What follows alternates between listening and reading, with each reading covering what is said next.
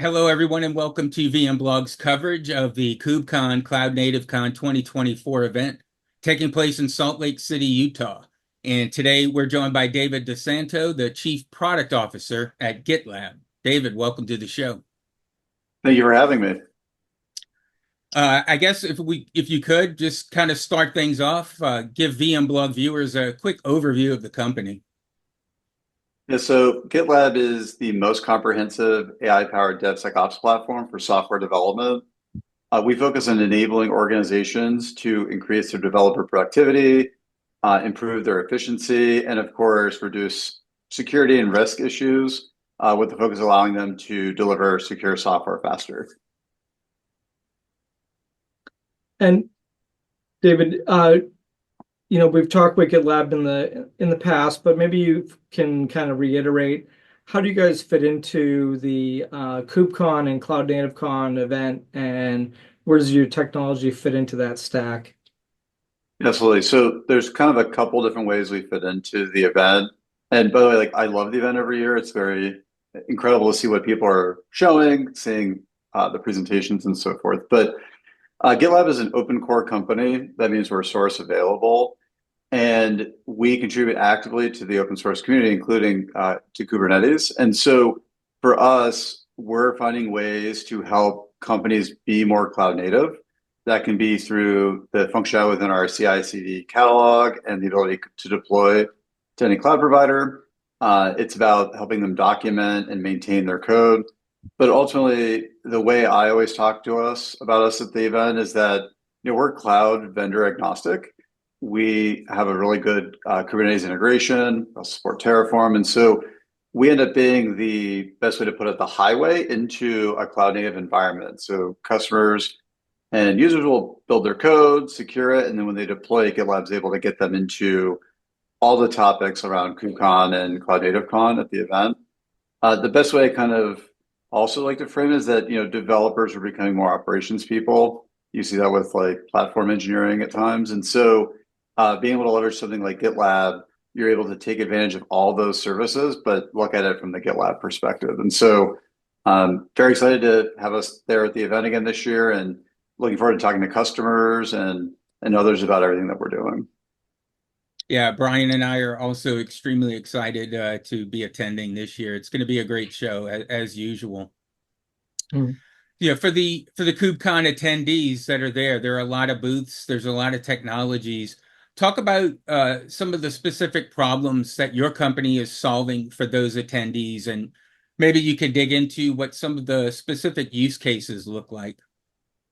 Yeah, so generally when we have someone come to GitLab, it's really about the first use case that we solve, which is tool consolidation. When we begin working with an organization, they may have tens of tools, hundreds of tools. I spoke to a customer who's now a new customer a couple of months ago, had over 100 tools to be able to deliver software to their customers. And so we come in and help them actually consolidate that down. GitLab is the only true DevSecOps platform. So we have everything from the planning and ideation all the way through to production monitoring and the ability to deploy there, as well as tying that back into the planning side based on what's happening real time in production. And so when that use case ends up being, I want to deliver software faster. How do I do that? You need collaboration, you need transparency, you need to be able to have things interconnected, and that's really GitLab's specialty. The other thing that people can expect stopping by the booth is just AI as part of software development. We last year launched GitLab Duo. It's actually a couple months before last year's event. And we were adding AI across the entire SDLC. And I'm very happy to tell you, today, that's very true. Duo Enterprise launched.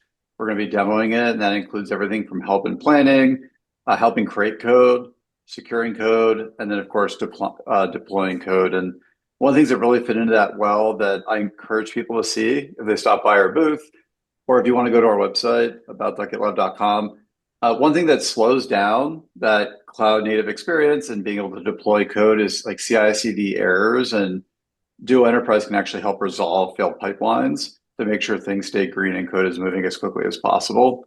And then really the last one, security and compliance. I joined GitLab in 2019 to help add security and compliance into GitLab. That was my background prior to joining. I'm very excited to tell you that like GitLab Ultimate is very feature rich.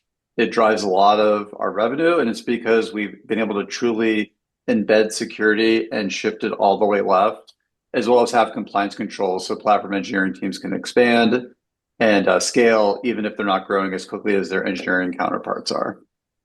Now, you spoke a little bit about some of the features of GitLab. Could you kind of break down more in depth the different technology offerings that you have at GitLab, and how do you differentiate yourself from other people in the same market? Great question. I get that question a lot too. I think that's everyone wants to understand how are we different. And so the best way I can describe it is we've been purpose built to help everyone who is part of delivering software be successful. Others in the space are focused on being a developer productivity tool.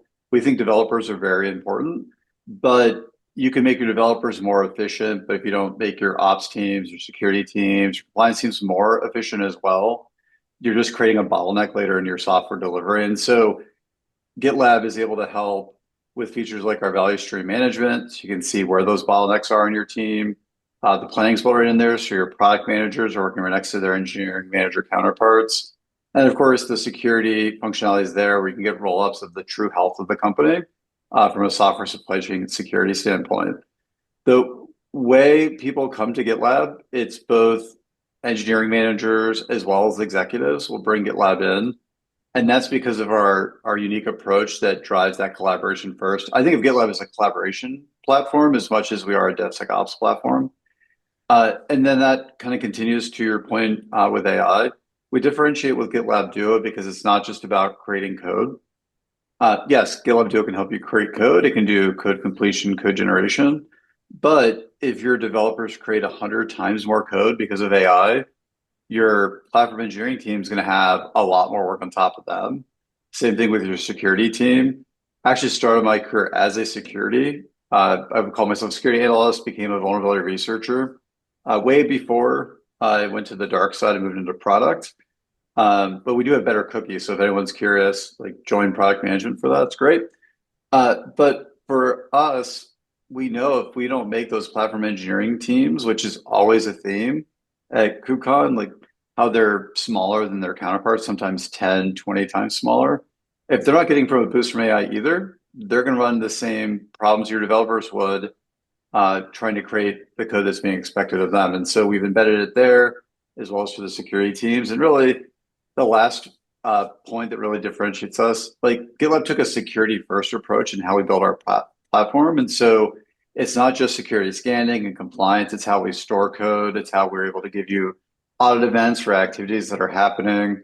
It's about how we allow you to be able to divide out parts of the product from a permissioning standpoint, allowing you to have, whether you're a heavily regulated customer, your intellectual property protected by GitLab, or if you're an open source project or a startup, to have that same level of security. And so it's really why we're trusted by more than 50% of the Fortune 100. It's because we've started with that security has to be the mindset first before you even write your first line of code. Now, you did a great job talking about your company's technology and everything. Thinking about attendees who are coming to KubeCon, what do you think are some of the big problems that they're coming to KubeCon in hopes of finding solutions to help them solve, and where does GitLab fit into that? Yeah, that's a great question. So it's really a couple themes I think we're going to see a lot of, and they're built on from each year. I think there's going to be a lot more talk at the event about how to deliver software faster. Every organization is feeling the pressure to stay competitive, and companies need to be able to go from shipping software once a month or once a quarter to shipping software frequently. And I think that is going to be one of those things that continues to be a theme because everyone's feeling that, right? Everyone wants to keep their market, grow their market, and be able to show leadership there. And one way that we're seeing that come together is through things like we have a co-creation program where development doesn't have to happen in a vacuum. You can help people work side by side. You can help them better adopt things like open source to help with that as well. but I expect that pressure to continue. In fact, I expect I won't be able to leave without someone on a platform engineering team talking about how their team has been flat year over year on growth, but their development counterparts have grown a bunch, and how do they scale that? The second is AI and adopting it with guardrails. Last year's KubeCon felt very much like an AI conference because everyone was talking about how AI was going to make things better. I think we've crossed into that, disillusionment point, believing that it's not going to solve every last possible thing today. But they still need to be able to adopt AI securely and have the guardrails around to know that intellectual property is protected. It's not being shared with third parties without their knowledge. It is not, susceptible to security attack the way it's being stored and used. And so I expect that that's going to be a big theme as well. 2 years ago, KubeCon felt like a security conference. Last year was an AI conference. I think it's going to be blended together this year. Now, KubeCon, generally people like to make announcements or new features that they've added to their product. Is there anything that GitLab is going to be announcing that you can talk about at the show? Yeah, absolutely. I'll tell you the one thing that's nice as a product leader at GitLab, we're very transparent. So our entire roadmap's online. So if anyone wants to know what we're doing, you go look at our issue tracker, it's live. The teams keep direction pages for their capabilities they're responsible for. And so to kind of touch on that for you, Brian, there's really the things we announced with GitLab 17 back in June with our event, focusing on deepening security and compliance within the platform. We're going to be talking about how to securely adopt AI and the purposes of privacy and transparency and AI adoption. And we're going to talk about how we're expanding the platform to support more team members, like improvements to our planning functionality. The big thing that was not in that event that we'll be talking about at KubeCon is the fact that we're extending GitLab Duo to support self-hosted models. So that way you can actually use GitLab Duo in an air-gapped or offline environment. Or if you are in a heavily regulated location, you can connect your GitLab deployment to GitLab Cloud Infrastructure for those models. And so what I'll let customers do is go to our container registry, download one of our approved models for offline usage, deploy it using Kubernetes, and then connect their GitLab deployment to it. And then all the GitLab Duo traffic will just stay within that environment for them and not go out to our cloud infrastructure. This, by the way, we started just doing demos of it and got an experimental version out to some customers. And they're seeing the same power you could get from our cloud offering running within that air-gapped environment. So we're very excited about that. We're expecting to have a GA later this year, but it's going to be available here shortly as beta to everyone who wants to try it out. The only other thing that I would expect to see at the show, GitLab Duo Workflow is our autonomous agent for DevSecOps. That's going to enter experimental here in the coming months, and I know the team's going to start showing off what it can do. Essentially allows you to have a AI buddy as part of your team that can take on more of the menial tasks and take care of them proactively versus reactively. And what I mean by that is, today a lot of AI is like you have to click a button, you have to ask a question. Instead, it could just grab that, say, customer defect that came in on your application and just fix it and get a merge request ready for someone to review and merge. So those are probably the big themes that you're going to see. But I definitely say stop by our booth because there's going to be amazing demos going on. And to me, the best way you can see what GitLab is doing is by actually seeing it with your own eyes. And the team is very excited to do demos as part of the event. Now, really quickly, you sort of talked about the themes of security 2 years ago, AI last year, and the potential mashup of security and AI. And I completely agree with you. Those are going to be some of the big themes I talked about at KubeCon this year.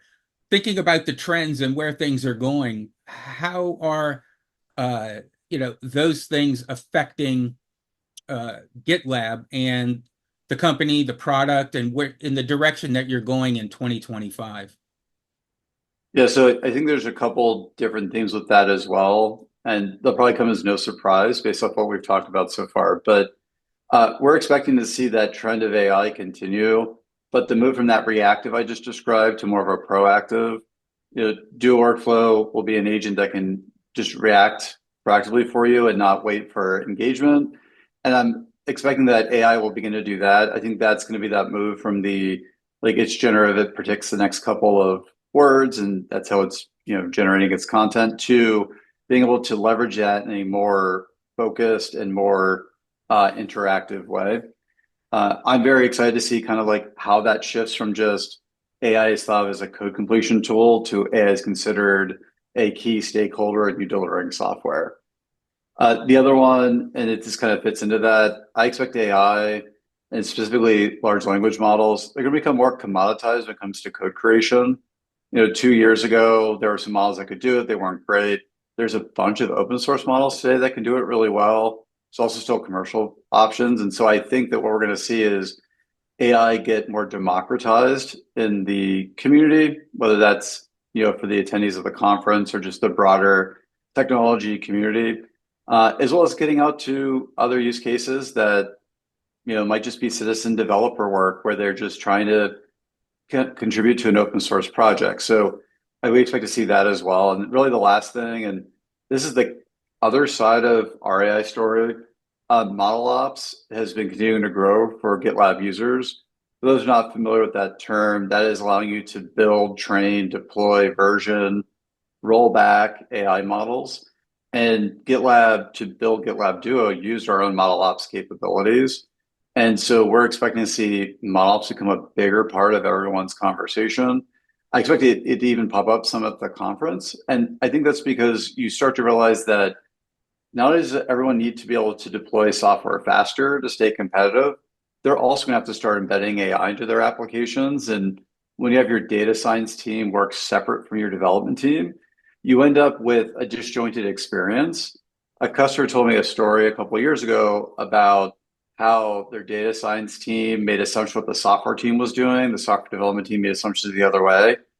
And those assumptions were around authentication and how the application was deployed. And it became very apparent to them when it was in production, you could bypass the application, talk directly to the model's APIs, and then just pull data out of the model. And so, the way you prevent that is bringing those team members into that same experience that the developer, security, platform engineers get today within GitLab. So we expect to see that become an even bigger topic next year as people continue to develop. And I'd be remiss to not say, I expect there will also be a lot around developer productivity and more security.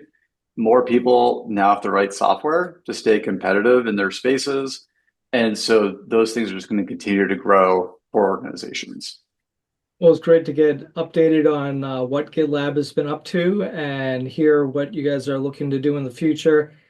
Before we let you go, is there anything we can, for people that can't attend the show or that will be at the show, where can they find you at the show and where can they find more information on GitLab? Yeah, so of course you can go to our website. It's about.gitlab.com. There are videos that show some of the things we'll be demoing. If you're actually going to be at the show, we're in booth H1. So please stop by the expo hall, ask questions. Our team loves talking about the product. And what I would tell you is that if you don't know GitLab and you want to know how you can do some things we talked about here, you can join the more than 40 million registered users that use GitLab. And so you can go to gitlab.com, start a free trial, create a free namespace, and begin to try out GitLab. And that may even allow you to start contributing to open source projects that are hosted there, as well as maybe build the next great application that takes the world by storm. And so please check those out. And of course, I mentioned GitLab's very transparent. We have a GitLab Unfiltered channel that you can go to on YouTube that you can see conversations, earlier demos, things that aren't 100% ready to ship yet. But we share that all with the world because we realize that if we don't work together and everyone can't contribute, if that doesn't happen, we don't build the really cool things that we all enjoy. So please check out those 3 things. And I'll be walking around too. So if you see me, say hi. Great. Well, we look forward to seeing you in Salt Lake City. Likewise, maybe we can grab coffee and catch up some. Sounds good. Sounds great.